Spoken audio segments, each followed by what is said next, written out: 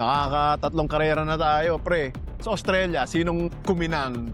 Anong team ba yung kuminang ng Australia?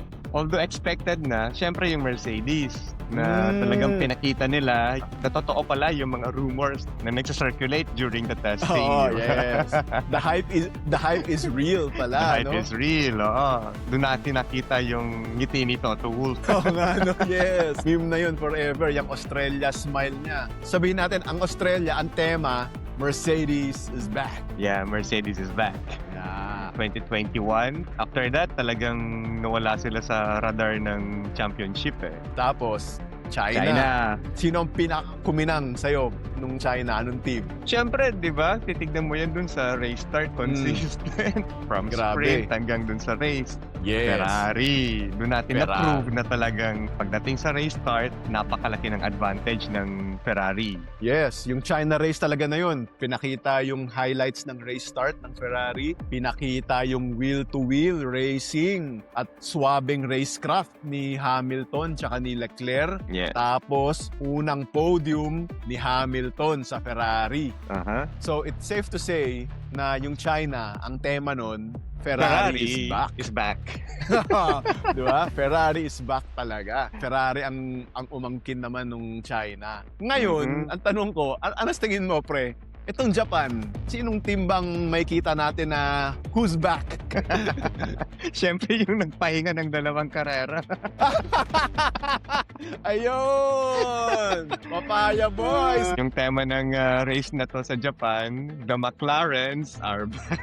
Yeah! Mag-ingay! Team Papaya! Di ba? Ito yung sinasabi namin sa inyo eh, na huwag niyong i-write off yung McLaren. Kasi, even sa mga upgrades, sila ang hari ng upgrade sa Formula 1. Ay, oo, sinabi mo nga yan noon. Oo. Ng McLaren, ano? Yung within the season, ang gaganda ng mga upgrades. So, never write off McLaren, especially nakagaling pa lang nila sa championship, di ba? Kating-kating na rin sina Oscar and then si Lando na magkarera, mag-participate mismo sa race day.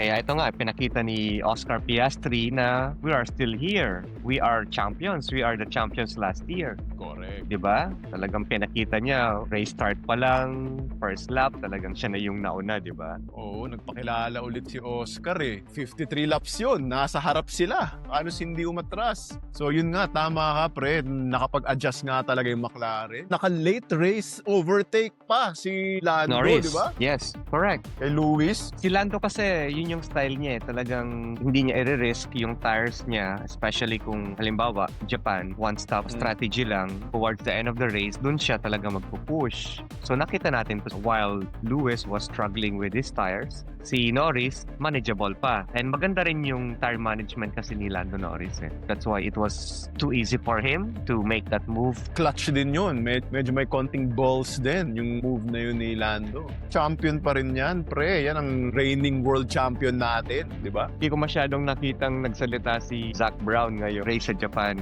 Siguro, yan, huwag na lang siya magsalita, huwag siya masyadong magyabang kasi nababate eh. Doon nadadala yung McLaren eh. Pag nagpa-pump ng chest si Zach Brown eh. Ngayon, tahimik sila. Oh. Look at the result.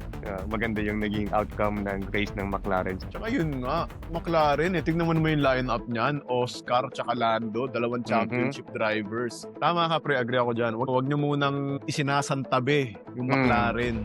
Mercedes din naman yung engine nila. They're known to make good upgrades mid-season. Oh, race 3 pa lang to. Diyan pa rin sila. They're still in the top 4. They're still in the fight. So, mga Papaya fans, hindi pa tapos. Hindi pa tapos.